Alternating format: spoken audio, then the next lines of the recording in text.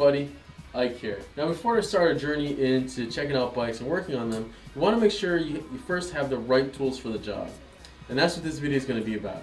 We're going to take you through the very basics of what you should probably have if you're going to start a lot of home mechanic work. And it'll give you a good idea on the kind of investment you should make. Alright? Now the first tool you should probably pick up that'll give you the best bang for your buck is something that's called a multi-tool. Multi-tools look a lot like this, and what's cool about them is they fold up and they give you a lot of different tool accessories.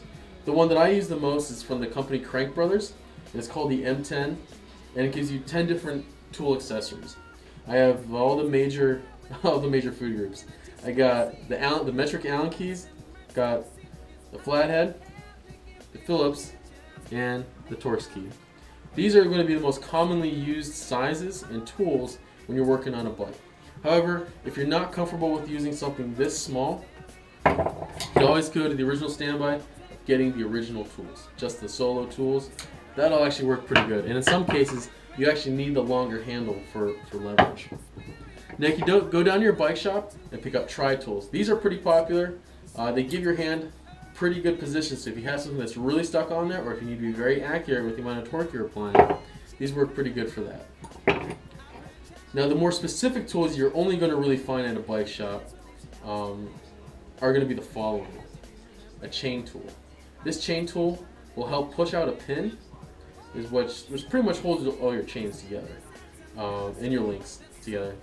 By getting good with this and removing and replacing your chain, kind of keep your drivetrain around a lot longer. Speaking of your drivetrain, you're also going to want to buy a pedal wrench. Now the nice thing about this pedal wrench is it comes in both major sizes for pedals for removal. The 15mm and the 9/16 inch sizes are what you're going to get. And what's nice about this one, it gives you long enough of a handle so you can get a lot of leverage on there. You're going to find that with some of these older bikes, those pedals threads were not greased, so they're stuck on there pretty good. Another good thing about having a tool with leverage is a chain whip. What's nice about this chain whip is that the chain that comes on here works for all the major food groups when it comes to the speeds.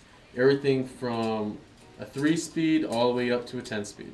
Now you can replace the chain to make sure it works for the exact kind of drivetrain you have, but something like this from Park Tools, the SR11, this will work pretty good. What's nice about the SR11, it also has a hole here, so you can use attachments like your like your freewheel and your cassette tool removers, as well as your bottom bracket tool remover. Now what's nice about the Park Tool BBT22 is that it works not just for Shimano, but for a lot of bottom bracket cups out there, including a lot of vintage stuff. Now, one tool isn't going to work for all of them. Same as there's different manufacturers for cassettes and freewheels and bottom brackets, you're going to end up buying a lot of tools if you get very, very specific about it. But for the most part, with what we're going to be doing here in the basement, the BBT22 is going to do the job. Now, when it comes to non-bike specific tools or non-bike specific companies, there's actually a lot of stuff you can get out there.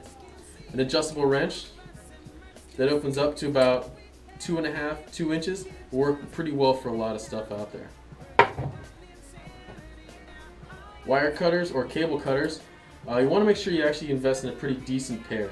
I know there's a lot of cheap stuff out there, and the thing with that is, as soon as you cut that cable, it's going to fray at the end.